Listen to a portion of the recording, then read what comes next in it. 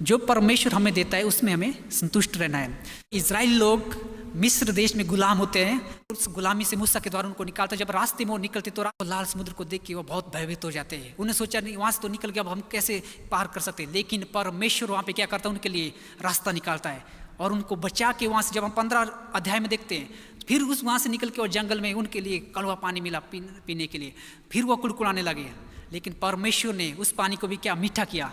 3 वचन में कहता कि भला तो हुआ था कि हमें वहाँ पे मांस और हड्डियाँ मिल रहा था, और अगर हमें परमेश्वर वहीं मार देता तो हमारे लिए वो कितना अच्छा होना था। लेकिन वो भूल गए कि परमेश्वर ने उनके जीवन में कितना बड़ा कार्य किया है। मिस्र में क्या होता था, खाना पीना मिल रहा था, अच्छा खाना मिलता है, लेकिन वो भूल गए कि वो एक गुलामी में थे। लेकिन वो भूल गए कि परमेश्वर ने उनको उस गुलामी से और इतना चमत्कार करने के बाद वहाँ से बाहर निकाला। तो ये बात आज हमारे जीवन में होनी चाहिए मेरे प्रिय भाई बहनों। जैसे हम बैठे हैं, इजरायली लोग जो उनका जो पुराना स्वभाव था वो कभी चेंज नहीं हुआ था। अभी तक इतना कार्य करने के बाद परमेश्वर ने उनके जीवन में इतना कार्य किया, लेकिन उनका वो स्वभाव चेंज नहीं हुआ। आज आप और हम यहाँ बैठे हैं, क्या हमारा वो पुराना स्वभाव अभी तक हमारे अंदर ऐसे ही है इजरायलियों की तरह? अगर आप और हम उसी स्वभाव से आज हम परमेश्वर के सम्मुख में हैं, तो हमें वो स्वभाव चेंज करना। यहोवा कहता है मूसा को, मैंने इजराइल को कुड़कुड़ाना सुन लिया है, वही कुड़कुड़ा रहा है, मेरे को सब मालूम है, क्योंकि परमेश्वर उनके साथ ही है, समीप रहता है। मैंने उनका कुड़कुड़ाना, उनको कहो कि मैं तुम्हारे लिए भोजन बरसाऊंगा, आसमान से भोजन बरसाऊंगा। लेकिन परमेश्वर उनको छोड़ा नहीं। इतना कुड़कुड़ाने के बाद भी मूसा उनको बोलता है, हारून को जाओ, परमेश्वर ने उनका कुड़कुड़ाना सुन लिया है, और उनको बुला के कहो, कह रहा है कि उनको परमेश्वर के सामने लाओ और परमेश्वर के सम्मुख लाओ। तो आज हम में भी वही बात है, जब हमारे जीवन में समस्या है, जब हमारे जीवन में दुख है, परेशानी है, हमें इजरायली की तरह कुड़कुड़ाना नहीं है।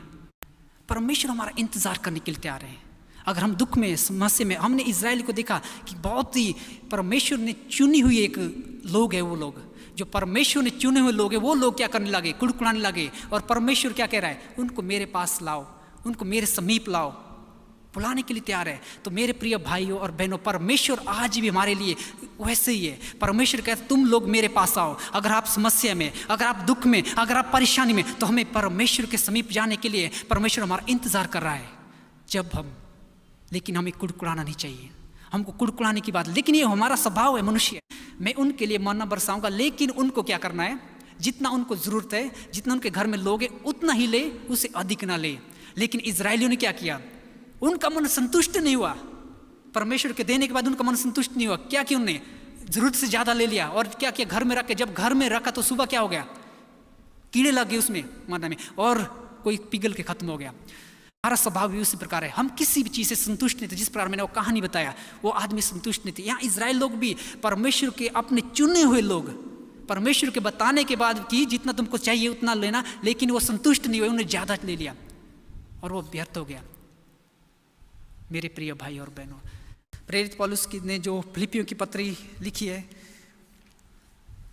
उसका 1 अध्याय जो अभी हमने पढ़ा 21 लेकर 30 तक, ये मेरा एक दूसरा पॉइंट होगा, दुख उठाकर संतुष्ट रहना। और 1 तीमुथियुस 6:6 में पौलुस कहता है, क्योंकि संतोष सहित भक्ति बड़ी कमाई है। संतोष सहित भक्ति बड़ी कमाई है। यहाँ पे पौलुस को हम देखते हैं, वो एक रोमन के जेल में अंदर बैठा है और इस पत्र को लिख रहा है और कहता है, क्योंकि मेरे लिए जीवित रहना मसीह है और मर जाना लाभ है। कैसे पौलुस ये बात कह सकता है कि मेरे लिए जीवित रहना मसीह है और मर जाना लाभ है? इसलिए क्योंकि यहाँ पे हम देखते हैं पौलुस जो है परमेश्वर की सेवकाई में पूरी रीति से संतुष्ट था। भी उसने कुड़कुड़ाया नहीं, क्योंकि वह प्रभु यीशु मसीह की सेवकाई से पूर्ण रीति से संतुष्ट था। और हम देखते हैं जब वो दमस्कस के रास्ते से जा रहा था उनके विरुद्ध, मसीह लोग के विरुद्ध, लेकिन नहीं, वहाँ पे क्या हुआ, जब परमेश्वर ने उसके लिए दर्शन दिया, जब परमेश्वर ने उससे बात किया, तो पौलुस ने अपने जीवन को मसीह के लिए दे दिया। उस दिन से पौलुस जो है पूर्ण रीति से मसीह के लिए जीवित हुआ। तो जो भी वो करता है, अगर वो दुख में है, समस्या में, परेशानी में, जो भी सेवकाई करता है, वो उसमें पूर्ण रीति से संतुष्ट। इवन वो जेल के अंदर ये पत्र को लिख रहा है, क्या कह रहा है, क्योंकि मेरे लिए जीवित रहना मसीह में लाभ है। तो क्या हमारे लिए ये प्रश्न है कि आप किसके लिए जीवित है? और मैं किसके लिए जीवित हूँ। हमें यह सोचना है कि मैं किसके लिए जीवित हूँ, जिस प्रकार मैं सेवकाई कर रहा हूँ। अगर हम और आप परमेश्वर की सेवकाई के लिए आए हैं, अगर हम दुख में, अगर हम पौलुस की तरह कहते हैं कि मैं अगर परेशानी में, जेल में, समस्या में, दुख में, अगर मैं आनंदित हूँ, संतुष्ट हूँ, क्या हम कह सकते हैं ऐसा? तो मैं किसके लिए जीवित हूँ? पौलुस प्रेरित कहता है वो दुख उठा रहा है लेकिन आनंदित है। वो किस प्रकार आनंदित है वो हमको जानना है। संतुष्टता मिल सकती है जब हम परमेश्वर के साथ संबंध बनाते हैं, जब हम सब परमेश्वर के साथ उसकी स्थिति में बैठते हैं और संबंध बनाते हैं, तब भी हमारे लिए संतुष्टता मिल सकती है। लेकिन संसार की चीज़ें हमारे लिए कभी संतुष्टता नहीं देती है।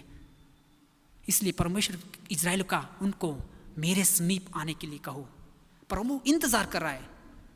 जब हम प्रभु के साथ संबंध बनाते हैं तभी हम संतुष्ट हो सकते हैं। और आगे हम देखते हैं वर्ष 25 वचन में पौलुस कहता है हम एक दूसरे से के साथ आनंदित होकर रहना है और हमें दूसरों के कार्य से कुड़कुड़ाना नहीं, बल्कि उसके साथ आनंदित और एकता में बने रहना, ताकि हम वचन में मजबूत बने। Praise Lord. कितनी अच्छी बात पौलुस कह रहा है। जेल में रहने के बाद, दुख सहने के बाद भी कह रहा है कि हमें एक दूसरे के साथ आनंदित रहना। अगर आपके साथ आपकी क्लासमेट, आपकी बहन, आपका भाई, आपका काम करने वाला जो काम कर रहा है, उसके साथ अगर हम आनंदित है, उसकी सफलता को देख के उसको हमको आनंदित होना, हमको जलना नहीं है। लेकिन हमारा स्वभाव क्या, अगर आपकी क्लास में कोई अच्छा पढ़, हमारे साथ जो अच्छी बहन पढ़ने, हमारे अंदर जलना शुरू हो जाए। हमारे बीच में कोई अच्छा करने वाला भाई है तो हमारे अंदर बहुत ही कड़वाहट शुरू हो जाती है। और क्या हो जाता है कि अच्छा कर रहा है, उससे हमें संतुष्टि नहीं मिलती है। लेकिन पौलुस क्या कहता है, एक दूसरे की सफलता, एक दूसरे कार्य में हमें आनंदित होना है, आनंद महसूस करना है, तब हमें संतुष्टि मिलती है। लेकिन अगर आपके अंदर जलसी है, हमारे अंदर जलसी है, तो हमें कभी संतुष्ट नहीं हो सकता है। तो आगे इसी प्रकार क्या कहता है पौलुस, एकता बनाए रखना और वचन में मजबूत बनना।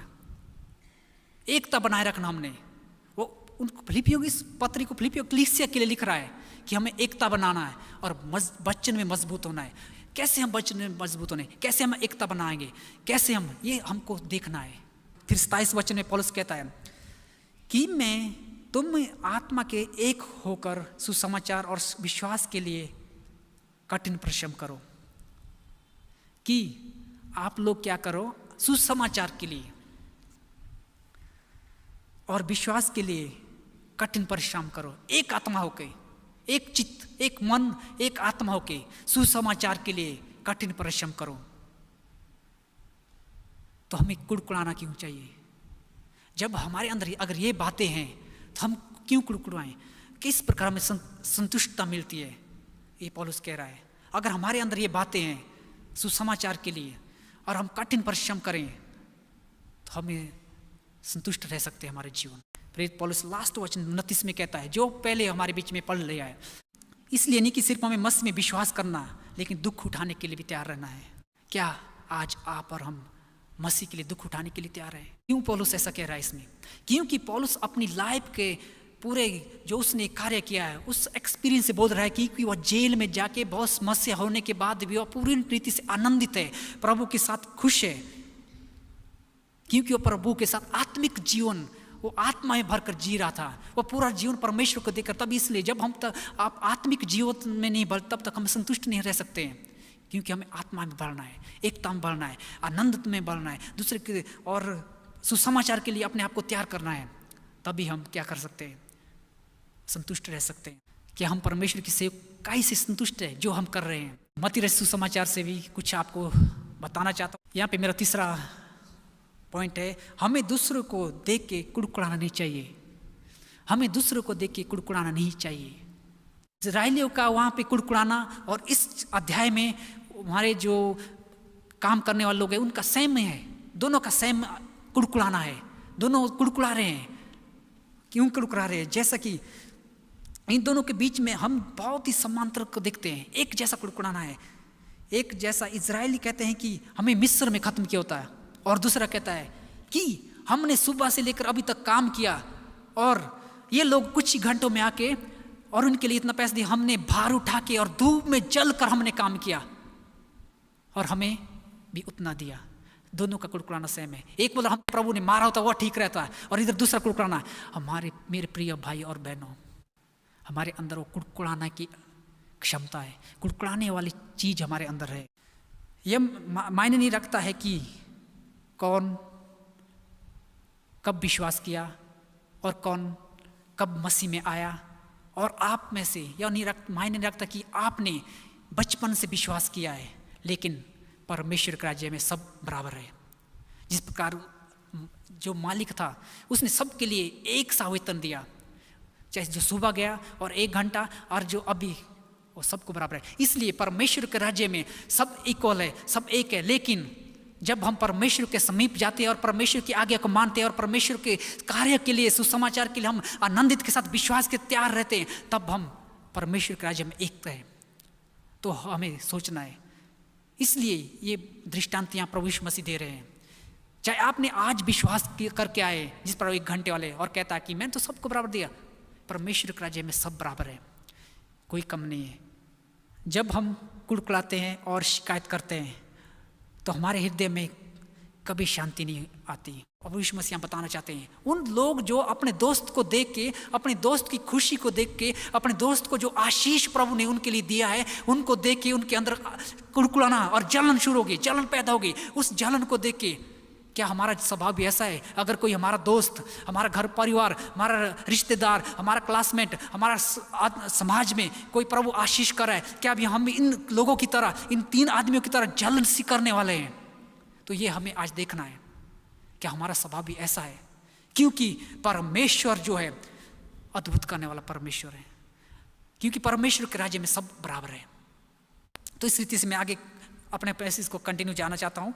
मेरे प्रिय भाई और बहनों, परमेश्वर नहीं चाहता कि हम मरुभूमि में रहे। परमेश्वर नहीं चाहता कि हम मरुभूमि में रहे। याद कीजिए दाग की बारी को। दाग की बारी कोई वहाँ मरुभूमि में हम दाग की बारी को नहीं लगा सकते। अगर हमको दाग की बारी लगाना, उसके लिए बहुत ही कठिन परिश्रम करना पड़ता है और एक अनुशासन के तरीके से उसको तैयार करना पड़ता है, तब दाग की बारी तैयार होती है। और परमेश्वर ने कठिन परिश्रम करने के बाद हमारे लिए दाग की बारी तैयार किया है। तो परमेश्वर हमें दाग की बारी के संबंध के लिए निमंत्रण करता है। परमेश्वर बुला रहा है कि उस दाग की बारी के लिए। लेकिन जहाँ हमें शांति, आशा और जहाँ पर हमें परमेश्वर के अनुग्रह का अनुभव हो सकता है, दाग की बारी में हमको बुलाने के लिए तैयार है। लेकिन क्या आप और मैं उसके लिए तैयार हैं? हम कैसे तैयार हो सकते हैं और हम कैसे संतुष्ट हो सकते हैं? तो वो हमारे लिए करना है जो मैंने बातें कही। आनंद, दूसरों की कार्य में, दूसरों की जब सफलता को देखते हैं तो उसमें आनंदित हो जाना। दूसरे के कार्य में, सफलता में हमें आनंदित होना है और परमेश्वर के समीप जाना है, जिस प्रकार परमेश्वर ने इस्राएल को अपने समीप। पौलुस की तरह हमको क्या दुख उठा के भी परमेश्वर की सेवकाई के लिए तैयार रहना। जिस प्रकार पौलुस कहता है मसीह में जीना मेरे लिए लाभ है। हम कैसे कह सकते हैं जब हम परमेश्वर के साथ पवित्र संबंध में और आत्मिक जीवन से बढ़ रहे हैं, दुख उठाने के लिए, समस्या के लिए तैयार है, तब हम ये बातें कह सकते हैं। लेकिन क्या हम तैयार हैं? ये हमारे लिए एक प्रश्न है।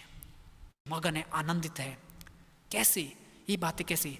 जब हम परमेश्वर के लिए अपने आप को समर्पित करते हैं पौलुस की तरह, तब भी हम संतुष्ट रह सकते हैं और अपने आप का जीवन को परमेश्वर के साथ आत्मिक संबंध बनाते हैं और दूसरे की सफलता में आनंदित होते हैं, तभी हम संतुष्ट हो सकते हैं। लेकिन कोई भी संसार में ऐसी चीज़ नहीं है जो आपको संतुष्ट कर सकते। अगर आपके पास अभी अच्छा फ़ोन है तो आप सोचते मेरे लिए दूसरा फ़ोन चाहिए था। अगर आपके पास एक अच्छा ड्रेस है, चूड़ीदार है, किसी के पास साड़ी है, तो सोचते अरे दूसरे के पास अच्छी साड़ी है, मेरे को तो वो साड़ी चाहिए। कोई भी चीज़ इस संसार की आपको संतुष्ट नहीं कर सकता। लेकिन परमेश्वर के पास आके जब आप परमेश्वर के सम्मुख बैठते हैं, परमेश्वर कहता कि इस्राएल को मेरे सम्मुख पाओ। जब हम परमेश्वर के सामने आते तो परमेश्वर हमें संतुष्ट करता है। हालेलुया, वो परमेश्वर है।